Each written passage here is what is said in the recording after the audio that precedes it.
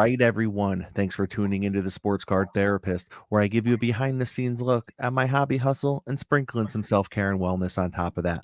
I'm Rob Gerard, your Sports Card Therapist. And whether if you're listening to me on iTunes, Spotify, or watching on YouTube, welcome to the podcast. Wow, this has been quite a month so far. If you've been following along, listening on the podcast, or watching on YouTube, December 2022 has been the month of roundtables.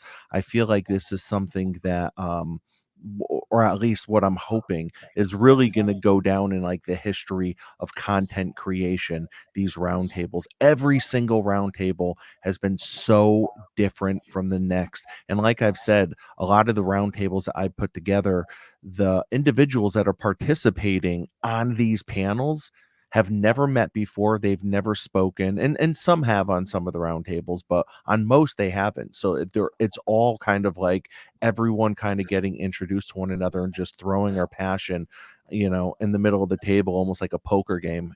Just everyone's kind of throwing it out there, and super exciting. So this is actually roundtable number 9 of December, and episode 133 in total, if you are keeping count.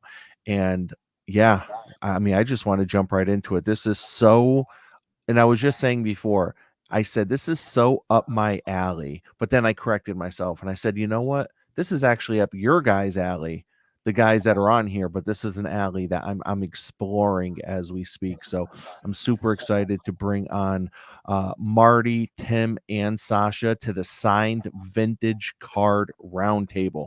Guys, how you doing today? Great, man. Great. Thank you for having us on. Yeah, man. Listen, super, super excited to have you guys on. If you guys want to go around and just introduce yourself real quick, you could introduce yourself by name and, whether if it's your Instagram, Twitter, Facebook, whatever handle it is that you want to name, if someone wants to reach out to you afterwards. And we could start with Marty. Yeah, Marty. I'm at Sign 1933 Gowdy on Instagram. As the handle would suggest, I collect Sign 1933 Gowdies. I currently have 217 of the 239 cards in the set autographed. It's been about a 12-year quest to put that set together. I believe I'm only the 4th person ever to get over 200 cards in the set signed. And I am slowly but surely writing a book about the 33 Gowdy set. And I was hoping it would be out this winter, but I think it's probably going to be out in the spring. So glad to be back on, Rob, and enjoy your show.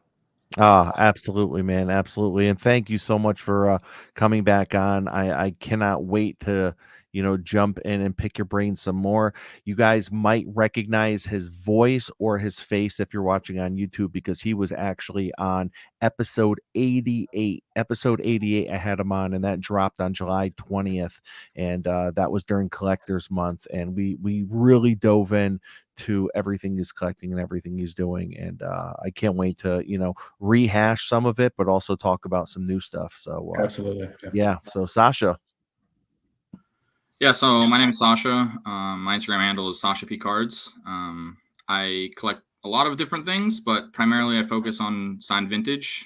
That's why we're all here.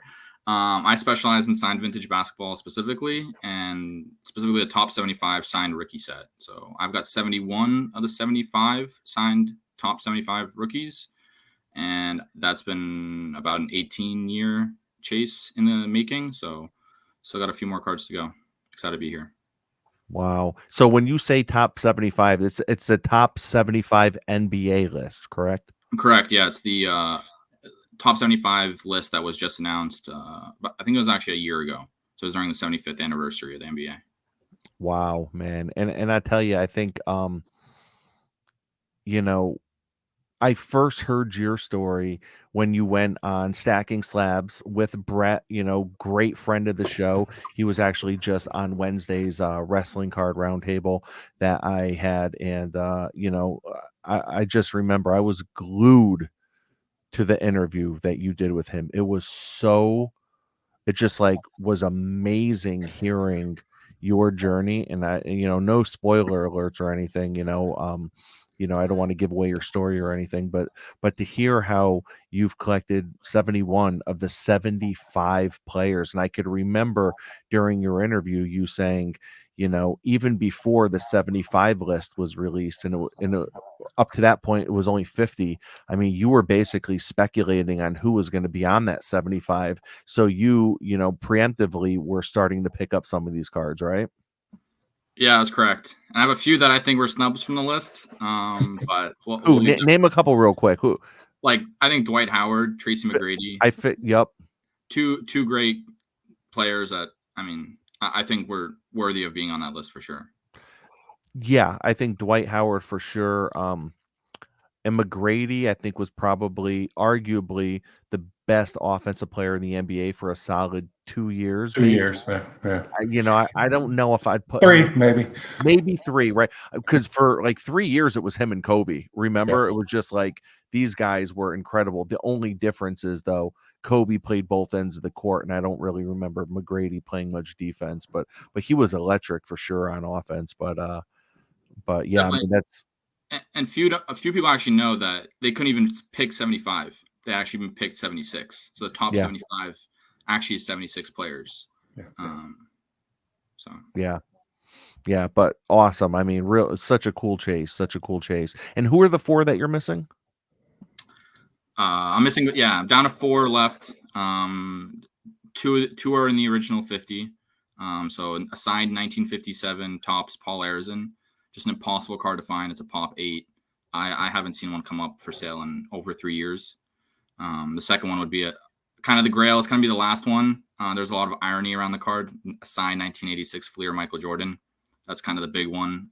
There's a lot of counterfeits out there, so that'll probably be the last one for me to pick up. I've had a lot of chance to get it, but I've been focusing on kind of the rarer ones. And then 2 modern ones that you'd find hard to believe that are pretty rare. Signed 2003 Topps Carmelo Anthony. Now, we're not talking about any pack-pulled rookie autos. We want the iconic 2003 Topps rookie signed in person by Carmelo Anthony. That currently is a pop 1 card.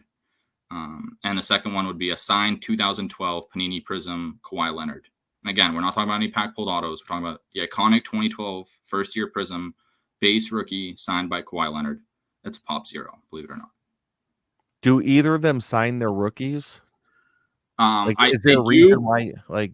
I guess it's more just no one's asked them to. I mean, I think Carmelo Anthony just has never really done a signing, and now he's a free agent. He's not even in the league. I was kind of hoping for kind of a final year in the league where he might go around and sign autographs in stadiums, and so there might be more of those. And Kawhi Leonard is just infamously just doesn't sign. So they're alive, and look, I'm getting creative trying to obtain those. I'm going to games trying to chase them down. So that's kind of the fun of doing these things. So, wow, really cool, man, really cool. I guess quick question for you, Sasha. I definitely want to get to Tim in a minute. I'm sorry, Tim, but Sasha, now, do your cards have to be graded for you to count them? Yeah, I guess for me, I use the PSA registry a lot. So for me to be kind of have the number 1 ranked top 75 signed rookie set in the PSA registry, I need every card to have a dual numerical grade. So none of that authentic. I don't go for any of that. I want dual numerical grade. I don't care if it's a 4. I don't care if it's a 2. I don't care if it's a 3. Every card needs to be PSA slabbed. It needs to have a card grade and an auto grade, and then I can enter it into the PSA registry. Wow. All right. Well, thank you, Sasha. And Tim. Okay, so I'm Tim. My Instagram is sign1950 Bowman. And on that account, I just post the Bowmans that I have. But I do work on other projects. The 50 Bowman, I have 214 of the 252 cards in the set, so I need 38. It's been about a 15-year battle. And as we all have experienced, you go from getting cards quickly to when it gets to the end, you're lucky to get 1 a year, maybe 2 a year, if you can find them. So I might need 38. I don't think I'll ever finish it. Other projects, signed vintage. I'm also working on the post-war Baseball Hall of Fame rookies. That registry is at 114 cards. I have 81. So we still have a little bit of work to do there in my mind. When I first started many years ago, I couldn't afford the vintage cards. So a lot of my collection was on index cards. That's what I could afford to get signed. So one project I started years ago was Hank Aaron's 755 home runs. I'm trying to get 755 index cards signed by the pitchers who surrendered the home runs. Oh my And- god! What? and for the pitchers who are alive, I've asked them to inscribe Aaron and the home run number on the index card. So out of 755, I have 557. Wow! And I Oh there's only my. 11 living players I still need. So those are just a couple. I'm very much a project-based collector. I need a checklist. I need a beginning. I need an end. And that's how I collect. Wow! I don't That's even. cool. That's cool, man. That's cool. That's So they're cool. not vintage cards, it's index cards, but Still cool, man. it's a project you can do on Unbelievable. it's a project you can do on the cheap. You know, a lot of these vintage cards, it's expensive to buy the card in the first place to then get signed for any project you start. So it's one way to get started. And you got to figure too, I would imagine a lot of these pitchers that Oh. gave up home runs to Aaron, no one's probably asked for their autograph in 15 years. You are correct. Well, I mean, they get asked, but a lot Yeah, of these but you know, I a mean, lot of these guys, you know, when he was playing in the 50s and 60s, a lot of these pitchers were journeymen. yeah, You exactly. know, and it's been tough to track. Some of them I can't track down. They might have only pitched one game. So Wow. I tell you, I think this is the first time ever on my podcast I've been speechless. Like I was expecting the 1950 Bowman signed set, right? Like all that, but to think that you are collecting autographs of the pitchers that gave up, I mean, just completely mind-blowing. And I feel like what you just said with I'm very much, and how did you word it? I'm very much a project collector. yeah, I need a beginning and end. I need a checklist. I need a beginning. I need an end.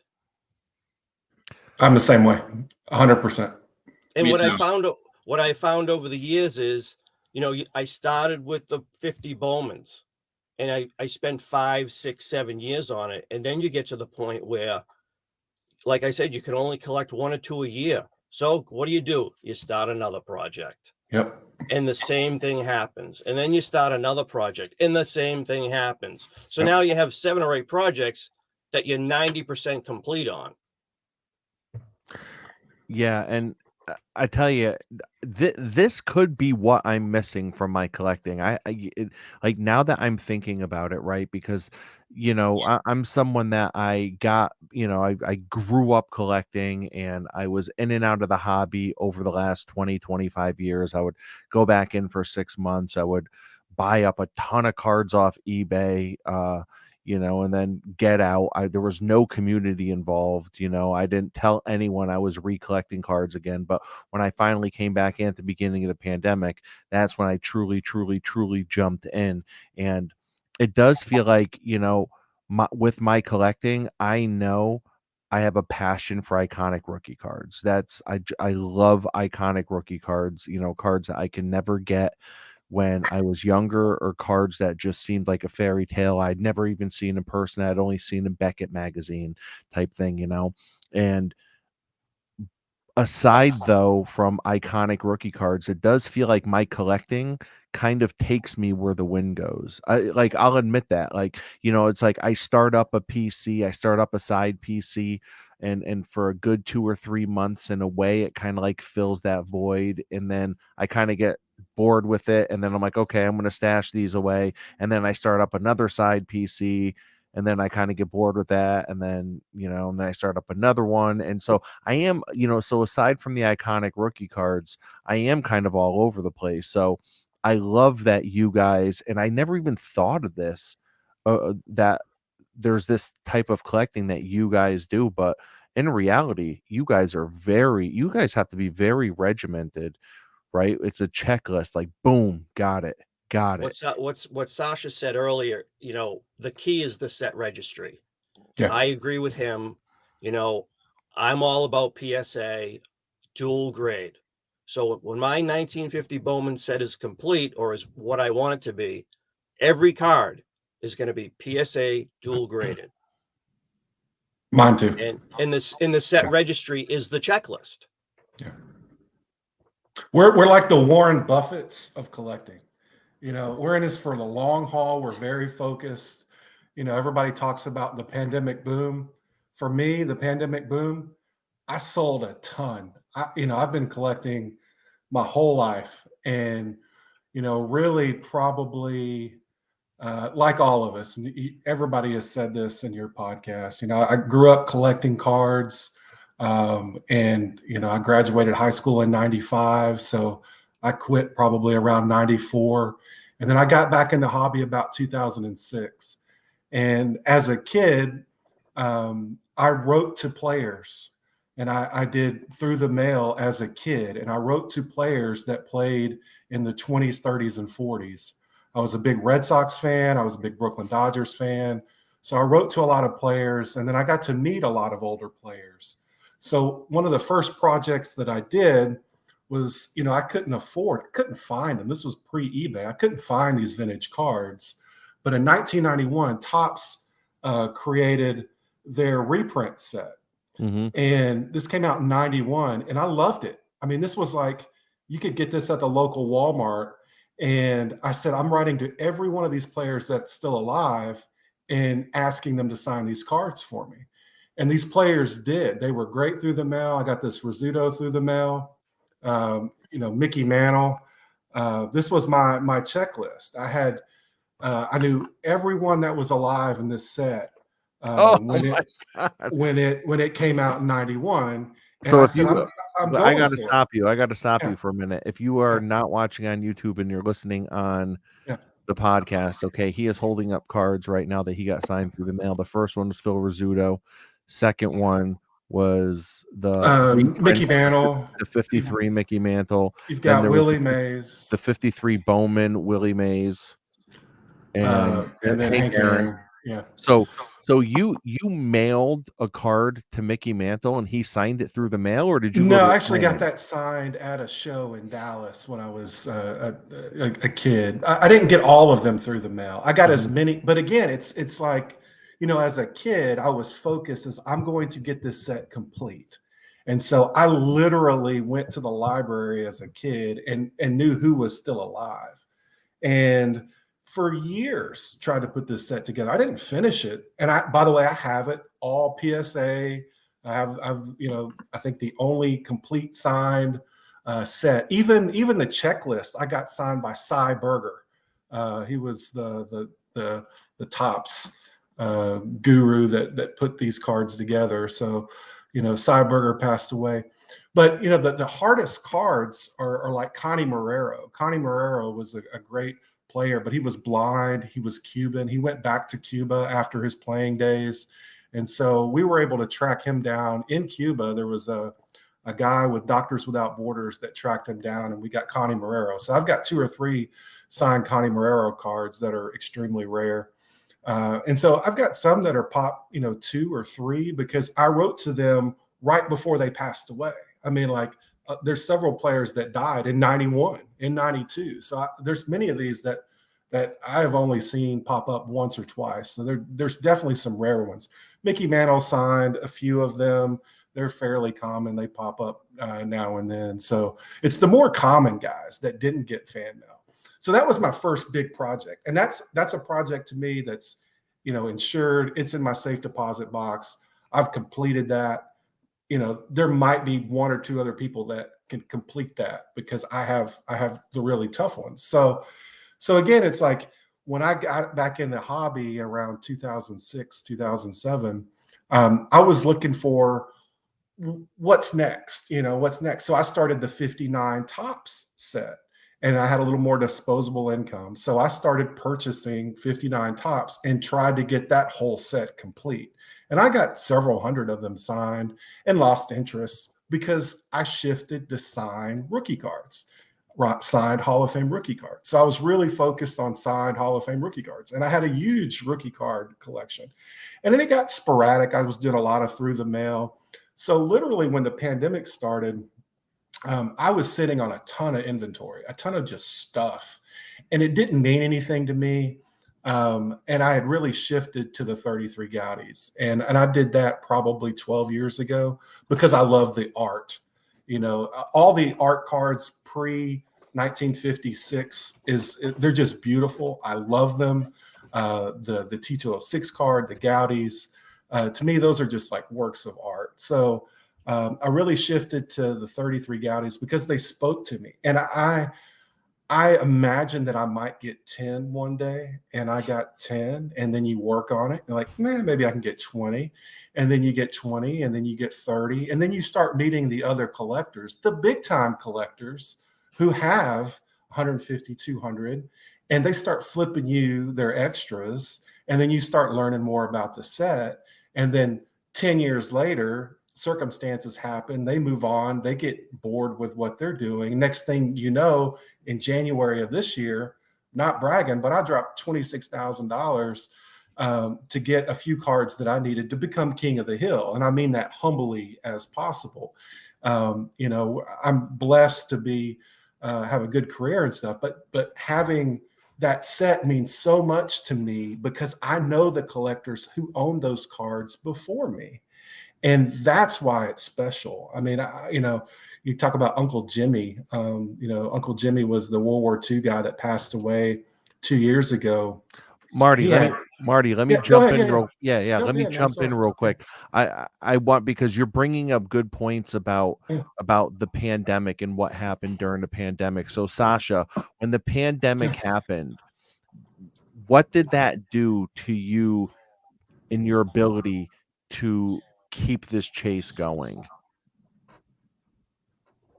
That's a great question. I guess I might have a little different perspective than Marty and Tim on this. I like many others, I got back into the hobby during the pandemic. So I started collecting in 05, 06. Similarly, like put together sets, was a player collector, did all those things. And the most interesting thing to me was the autographs. And maybe that's the most common thing between the three of us, is that we were all fascinated by autographs. And when we were collecting, they weren't making any of those autographs in packs yet, right? Growing up in Boston, I was a Celtics fan, and I could write to Bob Cousy, Bill Sharman, all these guys, Tom Heinsohn, and they'd write back their autographs, right? And that just led me down an entire rabbit hole of trying to chase down autographs because, frankly, they weren't available in the hobby yet. But so back to the question of when the pandemic hit, that's really when I got back into it. I was out of the hobby for 5 or 6 years. And so how many of the 71 did you have prior to coming back in the hobby? So at the time it was still the top 50. That was the top 50 that was elected in 1996 at the 50. Okay, so prior NBA, to the top anniversary. Yep. This was still a year or two prior to the 75. Yep. And at the time I probably had half. So I probably had 25 of 50. Many of them were raw. Again, I still just got vintage cards signed, just getting signed at shows or through the mail, right? Here's one card I'll share. Signed Bill Russell rookie. So I was a kid, went to a show, got to shake Bill Russell's hand, handed him his card, and got it signed, inscribed with now the number 6 that's retired league wide, right? So, how old were you when you got that?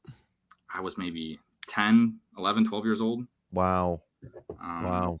And yeah, I mean, back then, no one really cared for these guys. You'd go to a show and there'd be no line, and there'd be Bill Russell, Oscar Robertson, Jerry West sitting next to each other, just talking to each other. You can go up, take a photo, ask some questions, right? Now you have Paul Pierce signing, and it'll be a 2-hour line with hundreds of people, right? So it's like the whole hobby's now changed with the pandemic. But when the pandemic really hit, I kind of dug out my collection and my cards like everyone else did. And I kind of was able to reflect on, well, what is actually going up in value and what maybe isn't. And that's kind of when I made the decision, I'm going to liquidate majority of everything I have that wasn't related to my signed vintage collection. And that's when I went head first into all of it. And what the pandemic really allowed me to do was consolidate my collection into where I really wanted to focus it, and also take advantage of the liquidity and supply that was hitting the market, right? So a lot of these cards that I couldn't find when I was younger, all of a sudden were coming to market, and they might have been coming at higher prices. But that's because a lot of these, as Marty said, a lot of the big time collectors that might have been into these cards at a lot lower prices were all of a sudden, they couldn't justify holding these cards at these prices, and then they want to get out of them. And then that allowed other people to kind of collect them, put them in their collections, and it just snowballed from there. You know, Wow. the thing that's crazy for people that just jump back in the hobby, like for those of us that have been around for a while, I remember we could buy 33 Gaudy Babe Ruths for 1,800 bucks, 1,700 bucks, 1,600 bucks all day. I mean, I put together a complete 1933 Gaudy PSA set on a shoestring budget. And I mean, I paid maybe $1,700 a piece for the Ruths. And I sold them, unfortunately, I think it was 2018, and I got maybe $2,400 a piece for them. So, I mean, this is an unusual time, and I'm praying that the market continues to correct and the prices continue to come down on some of these things. And honestly, I think they probably will. And I'm looking forward to that. Again, my collection, I'm looking to hold for the next 20 years. I mean, my core collection is not going anywhere. I don't, fortunately, and you know, it's an investment, but it's something I enjoy. So I do look at it as an investment, not just a hobby. And I'm curious for you guys. So when you're buying these cards like raw off eBay or raw at a show, there's some obvious risk there, right? There's just like a ton of risk. So what goes through your mind when doing that? And I would imagine to an extent maybe the eBay authentication. I don't know why I'm having a problem saying that word, but that guarantee is probably a bit helpful right now. But you go to a show and you see a raw card signed and you're like, I've only seen this card once or twice ever signed, or this is a really rare card. I mean, how many times have you guys gotten burned on, say, or had something come back as like counterfeit? Go ahead, Tim. Go ahead. I guess what I would say is if it's a big ticket item, I'm not buying it unless it's already PSA slabbed. Period. End of discussion. I will say I did buy a card that was Beckett slabbed and authenticated. I felt that was doing pretty good. Most of the players that we deal with, we're all familiar with their signatures. I submitted the Beckett slabbed card to PSA for a crossover, and they rejected it. I think it's good, but now it's a loss. Was it a big player or was it a common? It was a 55 Brooklyn Dodger Don Hoke. Okay. So it's a decent card. I'm working on the 55 Dodgers. And I only need 3, and he's one of the 3. So I found one that was Beckett slabbed. Yeah. So where do you go from there? If I'll take a chance on a common here or there, I think we all will. But I think any big ticket item, I'm not going near it with a 10-foot pole unless it's in a PSA slab. And I would say, if you're a new collector or you're thinking about doing that, save yourself, do that. I mean, PSA is the gold standard, I think. But for me, I've been doing this since I was a kid. I mean, literally, I've seen autographs. I've owned thousands and thousands of autograph cards. I bought 2 that come to mind right off the top of my head that weren't slabbed. And one of them was a Chuck Klein signed 33 Gaudy, which 33 was his Triple Crown year. And he died in the 50s. A guy contacted me, and he lived in Indiana. Chuck Klein lived in Indiana, and he had this story. This guy was going into a nursing home. He went to his church, and he was selling his collection. I saw the picture of the card, and I knew it was legit. I knew he got that card signed as a kid, and I bought it. I jumped on it. Also bought a Heine Sand. Most people have never heard of Heine Sand. Heine Sand. It was an extremely rare card. It was not slabbed. Bought it from a doctor in Alabama, and I've since slabbed it up, and it's authenticated. It was the only known example when I purchased it, and then a couple years later, Uncle Jimmy, when he passed away, he had one. So again, I'll take a gamble because I've looked at autographs every day of my life for 40 years, 30 years, So, the cards that I'm looking at, I'm knowing. But if you're thinking about jumping into this, and don't risk it. If it's too good to be true, it probably is. It also has to do with who the player is. If it's a 1950s Bob Feller card, we all know he signed 1 million cards. Yeah. It's probably good. But like you said, if it's that one where it's a pop one and you find a raw one, that's where you have to be careful. And I like you're saying, I think that brings up a huge point about the rarity and the scarcity factor, right? I think, and when you're dealing with these in-person on-card autos, they're both rare. Maybe except for Bob Feller, right? Or Don Larson, or Pete Rose, who seems to sign 1 million, right? But I think you're dealing with rarity, and then you're dealing with scarcity. So rarity, there's not many out there, and then scarcity, the ones that have been produced and have been signed, chances are they're not even out there on the market.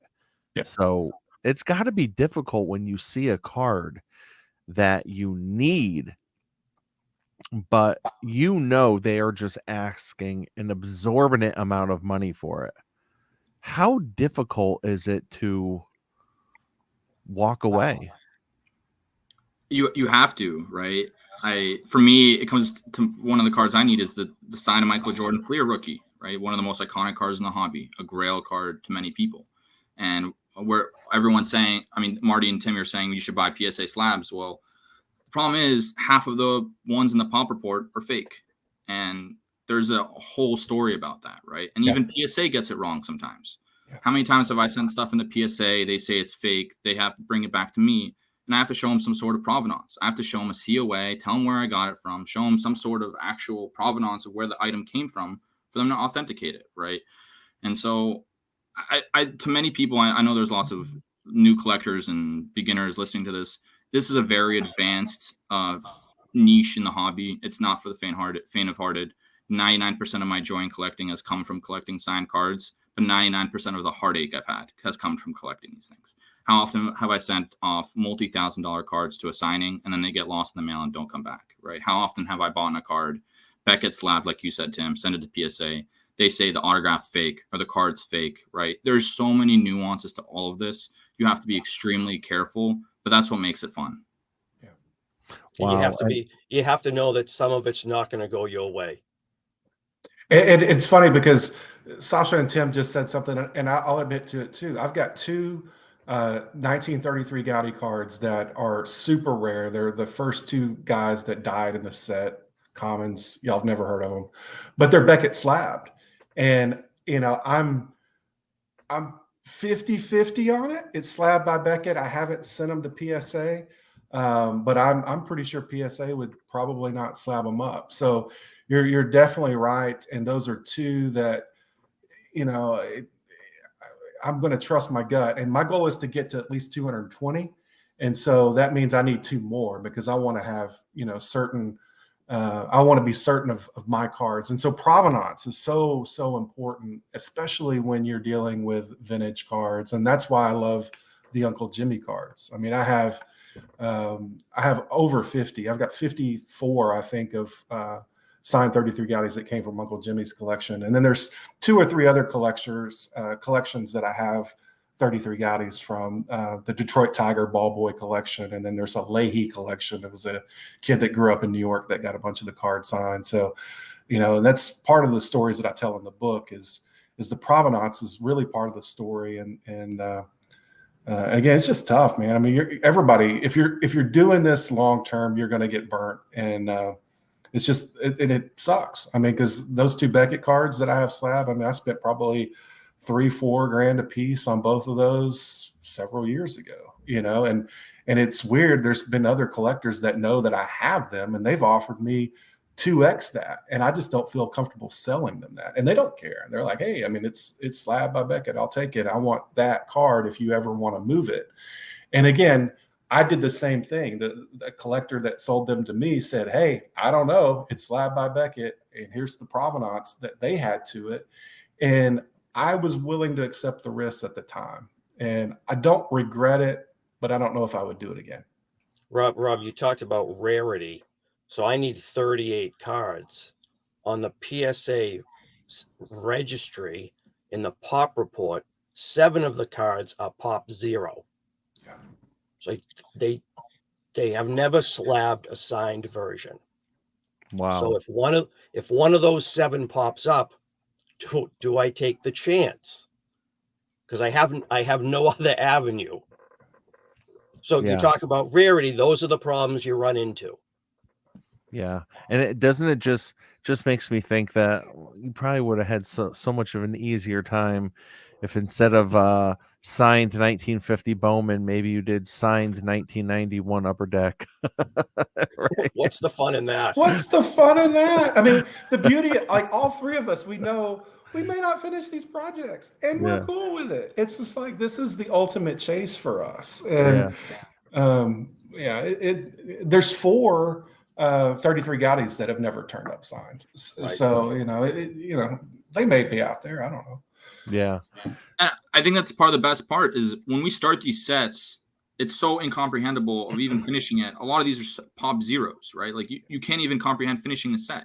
But then you start, like I think Marty was saying before, you start with 10, 20, gets to 100 and snowballs, right? And maybe to some of the viewers who don't know, Marty, you've mentioned a lot of the kind of finds or collections in the 1933 set, right? The Uncle Jimmy set, the Ball Boy set, right? These were collectors before us. They collected these cards and got these cards signed decades ago, right? And like a lot of people know the signed Ruth Gaudis, right? Who would even get those signed? There's maybe 9 in existence, and so many of those came from the now famous Uncle Jimmy collection, right? And that's the entire provenance, right? This card came from one collector out of a large collection who probably got it signed 90 years ago, and you can follow the trail of collectors and collections, and you know that it's been passed down and it's authentic, right? And that's one of the key things with these cards. Yeah, I mentioned that I'm the 4th person to ever cross over 200. The other 3 guys I know very well. 2 of them I talk to regularly. And again, it's, it's to me, it's like I'm the caretaker of these cards. And it's been my quest over the last 10, 15 years to put them together and curate this really cool collection. But it's not all I collect, man. I mean, this is just like, Tim is exactly right. I mean, I might get 1 or 2 cards a year, and I'm thrilled. Now, I'll tell you, 2022 was insane for me, and I think it had a lot to do with social media.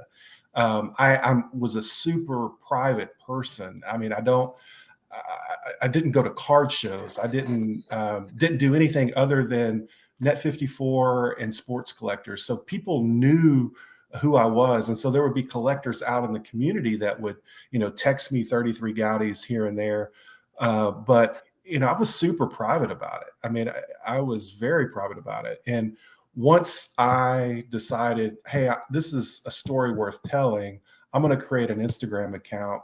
And it was funny how I even created that Instagram account. It was Sabre, the local Sabre chapter during the pandemic, was looking for speakers because they were doing Zoom meetings to talk about baseball history. And I connected with someone there, and they were like, hey, will you present your 33 Gaudi collection? And so literally it was probably 30 older gentlemen via Zoom that saw my collection for the first time. And they were blown away that somebody as young as me knew who Chuck Klein was, who knew, Dizzy Dean.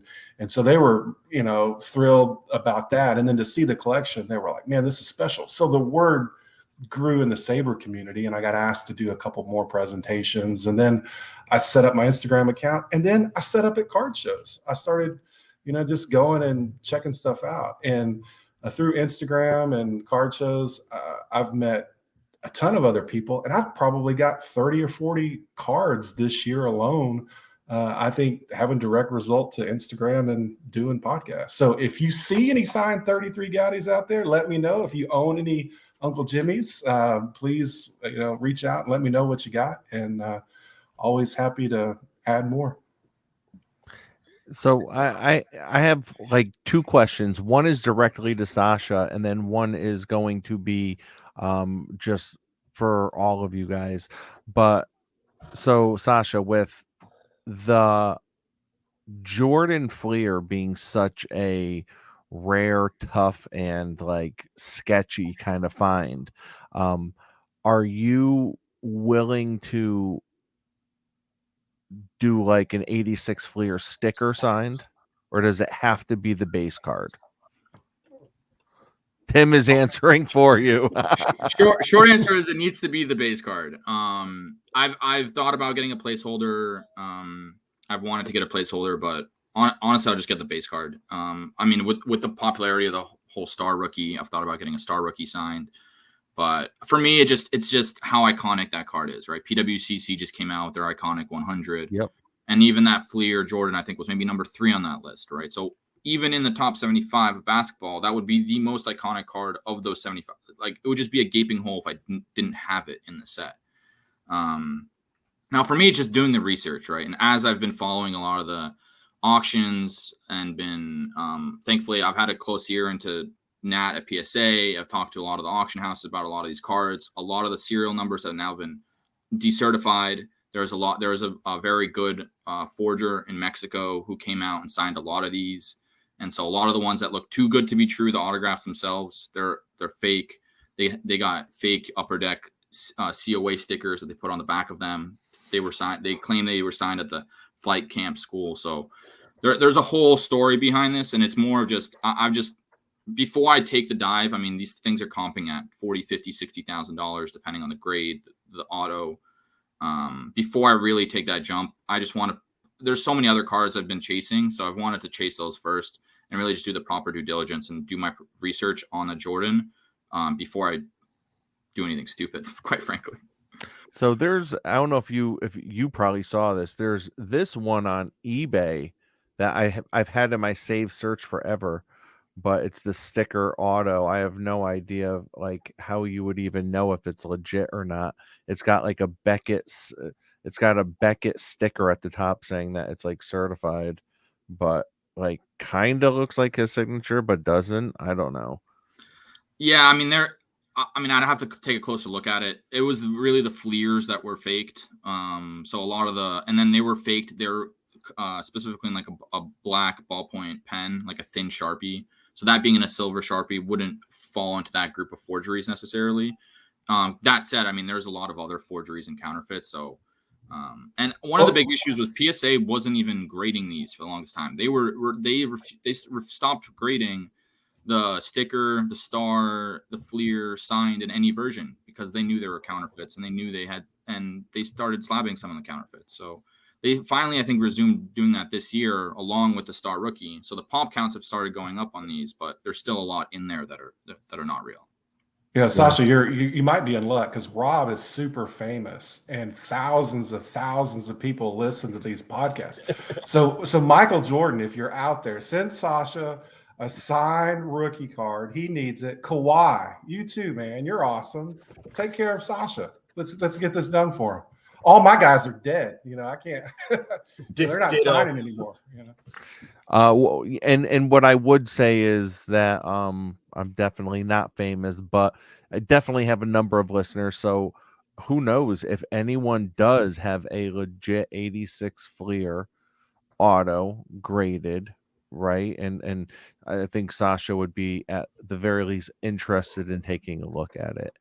But that does feel like a scary endeavor, though, because like you're saying, even the ones that have been slabbed by PSA, some of them have been counterfeit, right? So at that point, I mean, are you ever comfortable ever buying one at that point, right? I mean, yeah, again, I think it all comes back to provenance, right? You can't just look at the card on the surface of what it is, right? I've seen some crazy backstories to some of these. A gentleman, I was at the National in Atlantic City this summer. A gentleman showed me a signed Fleer Michael Jordan. He signed the back of it. And alongside with the card, he had a letter from the Chicago Bulls organization where they apologized to him for having Jordan sign the back of the card and not the front. And they had a picture of that card, and that letter was 1988 or something, right? So that's real. Was he And selling that? He was at the time getting it graded by PSA. I more so was conflicted on, do I want one that's signed on the back versus the front? But that's a very dark card, so the autographs don't usually come out well. So oftentimes the autographs on the back look better. But it's something like that I would pull the trigger on. Wow. And just kind of curious, like what would be? I'm not even going to ask you that question because. But Michael, if you're listening, come take us fishing. Let's get on your boat. Quick round of 18. Tim will bring his Bowman cards. I'll bring my 33 Gaudis. We'll talk sports, and you get Sasha a signed card. Love it. So, guys, we're at the 45-minute mark here already. I'm curious with you guys basically on Mission Impossible here, right? I mean, it's so close to Mission Impossible. Have you learned anything about yourselves chasing these rare and scarce cards? Have you just learned anything about yourself as a person on a grander life scale, if that makes any sense? I have, for sure. I was a runner for a long time and literally ran a bunch of marathons, including the New York Marathon. So, I have that mindset for sure, but also I'm a young dad, an old dad, and I've got a 5-year-old and a 3-year-old. And something happened just a few weeks ago, and I think it really showed my level of maturing as an adult and as a person. Many years ago, I probably would have jumped on a card if I needed it and not really thought about the money. And there were 3 or 4 cards that were up for auction this month, including a Jimmy Fox, a Mo Berg, and a Paul Wainer, all 3 of those that I needed. And when I first saw them, I got excited. I'm like, I'm all in. I'm getting all 3 of these. These are mine. And literally the night of, and, I started bidding them up to like 3, 4, it was getting close to $5,000 a piece. And I'm sitting here scratching my head. I'm like, I got the money, but do I really want to spend this on these right now? I think the market's going to come down a little bit. And so I literally walked away. And the next morning, I had no regret. I mean, none whatsoever. These cards will come to me in the right time because I'm running the marathon here. And people don't talk about this a lot in the hobby, but you've got to take care of your family and your personal finances. And I've got a great retirement pension, but I also invest a lot. And my portfolio was down like 19% this year, and that was huge. And again, so I'm thinking long run, and cash is king. Cash really is king. So if you're thinking about doing this, if you're thinking about a big card, I would hold off and make sure you got money in the bank to take care of your needs, because that's what's really important. And just there's needs and wants in the hobby, and we all want everything, but we don't need any of it. What I've learned is more on the collecting side, and that is collect what you like. Absolutely. I've been going to shows since the late 80s. I would stand in front of Mickey Mantle, Ted Williams, Joe DiMaggio, hand them my item, get it signed. And back then in the early 90s, I wanted to do signed rookie cards. That's what I liked. That's what I wanted to do. And everyone told me, don't have anyone sign a rookie card. It's going to destroy the value. So I wanted to get Mickey Mantle to sign the Bowman rookie card. I was at the show. I was negotiating a price on the card itself. And I just thought, people have told me, don't do it. And now I kick myself because that's what I wanted to do. And I didn't do it. And I started the Hall of Fame rookies, maybe 5 years ago, because I finally realized this is what I want to do. So a lot of those cards, the Mutuals, the Berras, George, whoever it is from that time period, I must have stood in front of them 5 or 6 times in my collecting career and could have got those cards signed. Yes, I could have got that card signed for $55. Oh, my. That's how much I paid Mantle the first time I saw him. Could you imagine? I mean, It's Yeah. a $50,000 card. Yeah, Oh, I paid easy. $50 for those. Easy. In a bad shape. yeah. So I spent the 55 in the wrong way. So even if people are telling you not to do it, or if they're telling you it's not a good investment, do what you like. Yep. Because in the end, it's what you want. And it's a mistake that I made many years ago. And that's what I've learned. I think I'll just double down on what Marty and Tim said. I think with Marty, patience, one of the biggest things, right? We're in the marathon here, right? There are moments when all of a sudden things seem to be hitting eBay, hitting auction houses all at once, and then you go months without anything, right? Yep. That was for me, one of the key cards for me is signed Pete Maravich rookie, 1970 Topps Tall Boy. Hadn't come to market for many years. All of a sudden, there's one at the National. Golden has it. They're marketing it to everyone, promoting it to everyone, and I'm just standing there talking to them like, can you just put it down? Like, can you just Be get it quiet. out of the limelight? Can you just not let anyone bid on it? One for $80,000.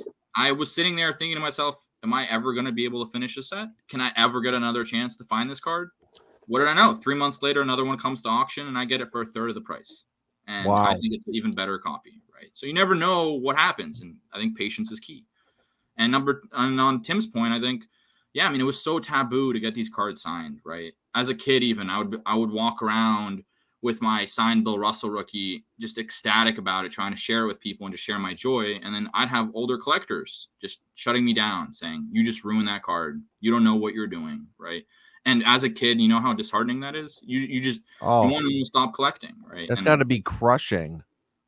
it's so crushing, right? And they're just like, you lost money. You shouldn't be in the hobby, right? And over the years, you just realize like that's not true. Collect what you like, collect what you enjoy, right? And a lot of the things you enjoy, maybe others will enjoy down the road. And it's hard because a lot of these things too. Again, it's such a hard market, such a niche market, right? You walk up to a table, you show someone a card. They might offer you 1/100th of what it's worth because they don't even know what you're showing them, right? And it's so niche, and if you like it, just jump into it and collect it. Wow. And to your point, I would imagine that all three of you guys have been in that kind of situation where what you have is maybe a player no one's heard of, or even if they did, they're not on the caliber of, they're not in the tips of everyone's tongue, but what you have is like a pop 1 or a pop 5 or a pop 10, and someone like what he's holding up, and someone offers, like you said, a 10th the price, and you're like, you just kind of shake your head and you're like, I don't even think you realize what I do. Yeah. Right? Like, In the 1950 Bowman set for the dual grades at PSA, there's no 10 cards graded that are signed. There's no 9s. There are 2 graded 8s and 3 graded 7s. wow. So that's it. So from 7 or up on the card grade, there's only 5 in existence. And when one comes up for auction, you pay for it. So this is a graded 7 auto 10. There's Wow. only 3 7s in the entire set. So you just go for it. This is a 6. This PSA card 6, might not 33 mean guy. anything. This might not mean anything to anyone at a show, but it means everything to my collection. Yep. Wow. And I'll just give my example. I guess this is interesting just to give the modern front to it. Here's a signed LeBron 2003 Topps rookie. Wow. The top 4. And if anyone knows, he has an exclusive Upper Deck license. Yeah. So he's been presented this card and he refuses to sign it anymore. He has a legal obligation to never sign anything with the Topps logo again. So there will not be more of these. I was just looking up the most expensive PSA 10 base LeBron, even at the peak of the pandemic, I think sold for $8,000. I think they're going for like $1,000 right now. I got this for more than that. I've gotten offers, many multiples of that. I'll bring this to a show. You know how many $1,500 offers I get? They're like, oh, it's probably worth more than a PSA 10 a little bit, right? People don't know how rare this is or what that autograph actually means on the card. Wow. I mean, if you were to even try to put a value on that right now, I mean, obviously LeBron's market has 110% completely tanked. I know that just as well as anyone with the big card that I have behind me right there, you know. But at this point, like, is there any way to put any even like ballpark of a value on a card like that that's a pop 4 that he just doesn't sign anymore? Yeah. Well, one of these things is like, how do you value things like that, right? Oftentimes I know. it comes back to whatever someone's willing to pay for it, right? So, I mean, for me, it was just doing the due diligence on, all right, well, it's a pop 4. One of them signed on the back. I don't really want that. And I think it's actually listed on eBay, I think, for 20 to 30 grand or best offer. There's one that's in awful condition that's signed on the front that I saw somewhere that was floating around, but the guy also wanted like 20 grand or something. And the one I found, believe it or not, the gentleman had 2. And the only way PSA rejected this the first 3 times. And the gentleman who got it, he ran into LeBron James at a McDonald's in 2003 and had 2 of his rookie cards and a pen and a camera and had the foresight to take a picture of him signing the cards. And I had to send it to PSA of him signing the cards. And that was the only way PSA would slab it. And it's funny, even there's a LeBron's thumbprint on the back because the pen bled on his fingers. So I could argue that like LeBron actually touched his card. His DNA fingerprint is on the back of it, so it's his actual autograph. And it's the second highest in the pop. So I don't know. I've been offered $30,000 for it. And I said no right away. I wouldn't even consider that. It's part of my set. And and the way that obviously Tim, Marty, you guys are really kind of in a box here, right? Just obviously you guys have other sets and stuff that you collect in other collections, but really with what we're talking about now, Tim with the signed 1950 Bowman, Marty with the signed 1933 Gaudy, you guys are kind of like in this box where there's not any real wiggle room. It's either that or nothing. But Sasha, you arguably, if you wanted to, you could maybe grab an Upper Deck card that was signed in person, or maybe you could grab a pack pulled auto, but that's just something that you refuse to do. And Tim shaking his head again saying nope, he won't do it. Yeah, and look, I've done it, right? He gets it, right? Tim gets it. Like I'm sure we'll all probably have the same idea on this. The whole purpose of it, right? The whole allure of these cards is the player held it and he signed it on the card, right? With the prevalence of all these sticker autographs now and all the questionable authenticity of even the autographs, right?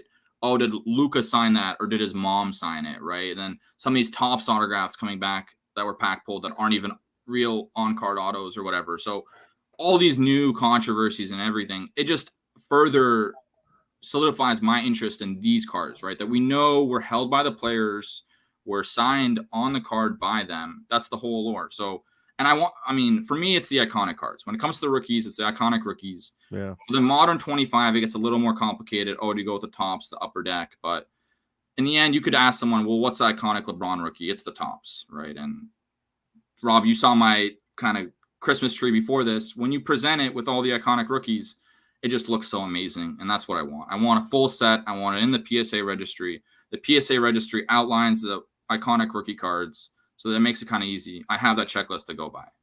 Yeah. Well, so let me ask you guys, because we're about to wrap up. We're at the hour mark right now. If it's possible, and if you guys wanted to text me over in our group chat the exact cards that you are missing, what I can do is when I make this post tomorrow, I can post the exact cards all three of you guys are missing, and then hopefully, who knows, maybe someone hits up one of you. If even one of you gets a single card that you didn't have before, and you're able to kind of work a deal through that way, that would be great. So if you guys want to text me a list out tonight or first thing in the morning, feel free of the cards that you are missing. I tell you, it's so admirable what it is you guys are doing. And I was telling you guys a little bit about this before I came on, and this isn't something I've really talked about much on the podcast, but over the past year, I've really gotten into the iconic. I mean, I've always been a fan of iconic rookies, but the iconic in-person auto signed rookies, and for all the same reasons why you guys have said. I mean, I'm learning from you guys, but as I'm listening to you guys talk, I'm like, yep, that's why I want it. Yep, that's why I want it. So, I mean, everyone from, I don't have a ton of them at the moment, but I have, I think I text you guys a picture of it in the chat. I have all my Hulk Hogan's. I have the James Worthy, Bo Jackson, Don Mattingly,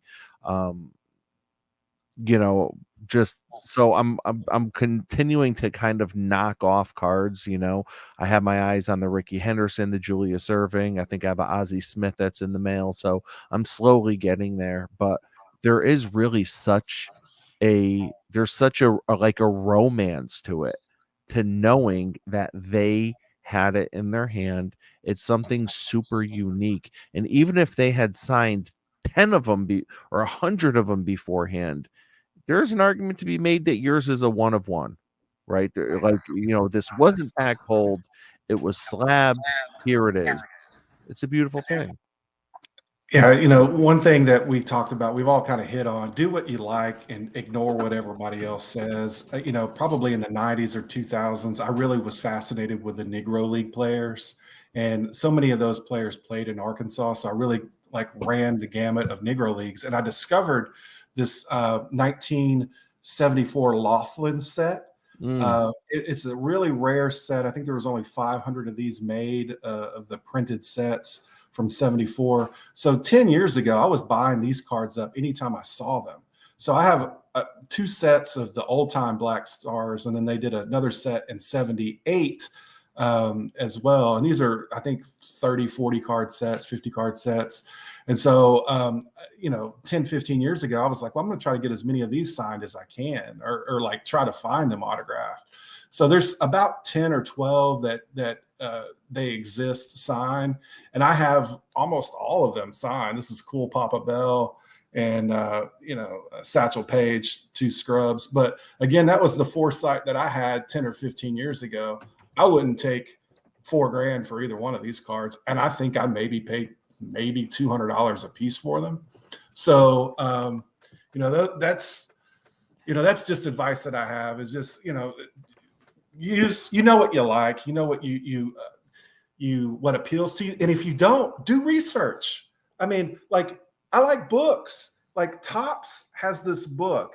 It's all of the baseball cards from Topps. It's like all pictures of all the sets. It's like a coffee table book. You could go through this and pick out the rookies and the stars. There's another book. It's called Classic Baseball Cards from 1886 to 1956. These are massive coffee table books that came out in the 80s, 70s, or 80s. You could find these on Amazon or eBay, but it's all the classic sets. There's another one on Goodwin and Company, the old Judge cards. And then, of course, there's one on the T206 cards too. So get the coffee table books. They're 15, 20 bucks. Look through them and see what catches your eye. And it could be your favorite team. It could be, the not just rookie cards, but I like the idea that you talked about last podcast about, getting the last card of, the Hall of Famers. I think that's a super cool, affordable thing to do. Yeah. So invest in a few bucks in these books, and you can find these online. But for me, the material object, holding that book and thumbing through that and being able to see the whole 52 top set laid out, and then you can see the horizontal cards. Do that. Collect all the horizontal cards from the 50s. That's a cool project, you know. So there's a lot of ways that you can collect, and just do what you like, and you know, do it long term, and you'll be okay. Love it, man. Love it. Great advice, Marty. Thank you. And Tim, before we wrap up, I gotta ask, and I almost feel terrible to ask, but is it safe to say that you don't have a Jackie, a 50 Jackie signed? I don't have one. That's gotta be the big one, right? It's going to be the last one. One was, there was an auction maybe last month. There was one in there. I know a collector in California that has one. Him and I go back and forth a lot. So they're actually, that's one where I think there's like 7 or 8 on the Pop Report. Yeah. So it's less scarce than some of the guys that are, you know, have a pop of 0. I'm more worried about the pop zeros. You know, the Jackie, it's right in the check. Yeah. Because, you know, they pop up every couple years, but it's the ones that you've never, whenever I see one at an auction or on eBay or online, I take a picture, I print it out, I put it in a file. Yep. So, you know, I might look at a card that's a pop 3, and I've physically seen all 3 of them. Yeah. I have copies of them. So you just have to keep with it and do your research. But no, I don't have the Jackie.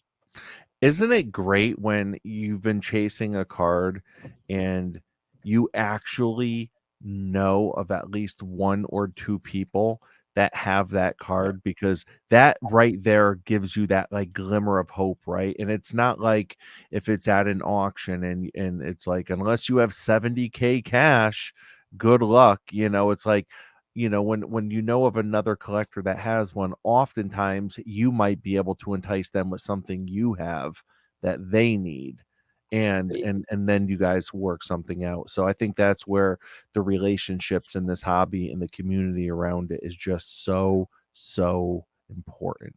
And it's you hit the nail on the head. Yeah. Even if you're not going to spend the money, print out a picture of the Leland's report. Keep it in a manila folder. Just put them all in there. Because in 10 years from now, when you say, okay, I'm ready to buy the Roy Campanella, I know it goes for $8,000. Well, I go into my folder and guess what? I have pictures of all 4 specimens. So at least I know they're out there. And there's 3 other collectors that are in their 70s that have a lot of the cards that I need. And they were longtime collectors. They collected the signed Hall of Fame rookie cards. So some of the ones that I need are the tougher Hall of Fame rookie cards.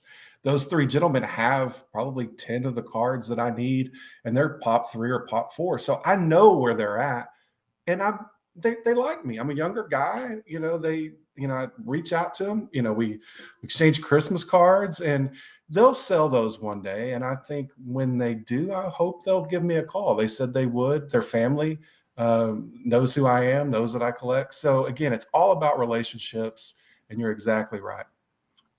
I want to add, just for beginners, right? I think people who want to get involved in this, the biggest thing I'd say, the same way that Marty and Tim and I got involved, is like, just go get some of these cards signed, right? It's about the journey. It's about the memories. It's not about, hey, I can just go on eBay and press buy now and I'll get the card in my mail in a couple of days, right? Like, this was a card I got when I was a kid. And it's a 1980 Topps, Magic Johnson, Julius Erving, Larry Bird, triple rookie, graded 7/10 autograph on all 3.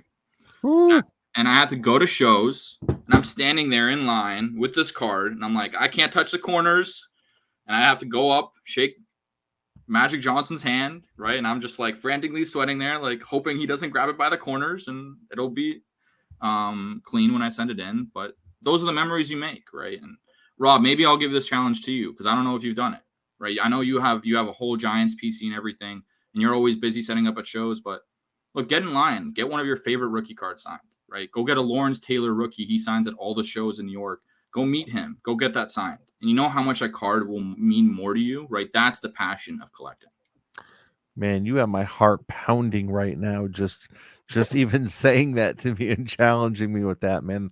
That's amazing. That's amazing. Yeah. And guys, listen, I feel like we could sit here and talk forever, and I just really, really appreciate you guys coming on. Marty at signed 1933 Gowdy, Sasha at Sasha P Cards, and Tim at signed 1950 Bowman. I appreciate you guys very much, man. Thanks for coming on. Any closing words before we wrap up? Well, you mentioned I'm sorry, Tim. There's one card that I'm looking for. It's sold at auction this year. Jess Petty. Whoever won the Jess Petty signed 1933 Gowdy card from the Uncle Jimmy collection, reach out to me. I would love to have that card. But if you've got any questions about 33 Gowdies, if you want to get some of the cards that I have, because I'm always upgrading, reach out to me at signed 1933 Gowdy. Sorry, Tim. No problem. I was just going to say thanks, Rob. And anyone who has any questions, reach out to me. And if someone wants to get involved, like the newbies, like Sasha said, just buy the first one. Go get one signed. Send one in the mail. Once you get the first one, you might find this is your new passion. Yep. Yeah, and thanks, Rob, for having me on. Thanks, Marty and Tim. It was an excellent conversation. Anyone who wants to learn more about signed vintage or basketball, feel free to connect with me at Sasha P Cards. Love it, guys. Love it. And before we wrap up, I meant to say at the beginning of the episode, happy holidays for those of you that celebrate. Happy Hanukkah for those of you that celebrate, and Merry Christmas for those of you that celebrate. I will not be dropping an episode on Monday, the 26th. I'll be dropping an episode on Wednesday just to kind of give people time to catch up on the episodes. I've been dropping a lot of episodes, but wow, what a way to finish out the week leading into Christmas with this episode. Unbelievable. I am so excited for people to listen to this and really just catch a glimpse of what's going on. Wait a minute. Today's Tuesday. Wait, nope, today's Thursday. Yeah, today's Thursday. So dropping on Friday. Yeah. Guys, it was a pleasure having you on. Thank you very much. I look forward to having all of you guys back at some point. Anytime, and I would love to talk about my 90s basketball collection too. I love talking about Kawhi Leonard, PC. Yeah. There you go. And Tim, what's your other side, PC? I'm still working on Hank Aaron's pitches. That's awesome. What, Type 1 photos? Index cards. Oh, the index. That's right. The index. Oh, it's only there's 755 index cards in there. He's got a library index card in his office. It's all they are. That's awesome. That's awesome. Guys, pleasure having you on. Thanks for coming. Thank you.